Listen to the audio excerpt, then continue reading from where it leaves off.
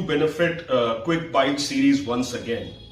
Today I have came just to share one important piece of information with you all as far as our equity markets and financial markets are concerned.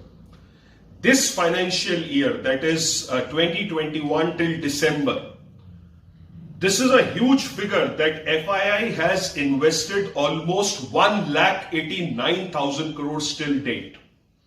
Now this is very huge as compared to the previous year investments done by FII. And this is more important and significant because this is done in pandemic times. Last year this figure was approximately 6,000 crores. The highest figure, if we go back, was in 2014 when it crossed 1 lakh crores, approximately 1,11,000 crores. Till after 2014-15, there was no financial year where it has crossed even 50,000 crores. And this financial year till December, still 3 months to go, the total investment done by FII is 1,89,000 crores. Now this is very important and debatable also. Most of the economists and the financial thinkers might argue with me on this particular front that this is hot money. This is not going to remain in Indian economy for long. That time will tell, because this is something unique, because earlier when FII invested such a huge amount, at that time there was no pandemic and there was no slump in the world economies. But this time there is a slump in the world economy and there is pandemic, and even then we have got such an investment from FII.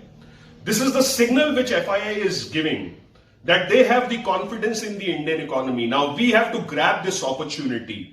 How to grab this opportunity? The system, the governance, the government, the administrative machinery, the businesses should understand this responsibility and see that we harness this opportunity and we do extremely well in our economic fundamentals. We pass on this benefit to the bottom of the pyramid by making capital formation decision at the moment, because there is huge demand which is piling up at the moment in this economy. Now, somebody might argue with me on this also, that this is just because of the excess liquidity which is flowing from US because of the stimulus which they have declared on various occasions in last 6 months.